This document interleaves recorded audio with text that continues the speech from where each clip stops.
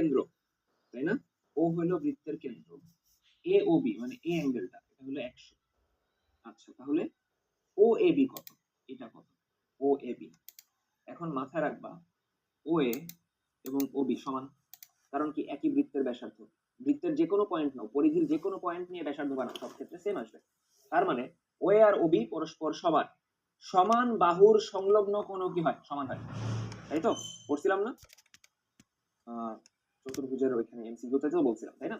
তাহলে সমান সমান বাহুর সংলগ্ন কোণ সমান হবে। এখন বুঝো এই অ্যাঙ্গেলটা এ ও বি এটাতে 100 নিয়ে গেছে।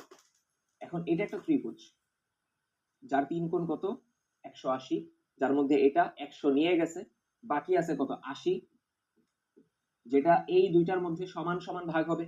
কারণ এই দুই কোণ কি সমান? কারণ কি এই দুই বাহু সমান। বাহু সমান মানে সংলগ্ন কোণও সমান। তার মানে এটা যদি সমান সমান দুই ভাগ হয়, একটা হবে 40 আর একটা হবে 40। তার মানে কোণটা কত? 40 ডিগ্রি। বুঝা গেছে?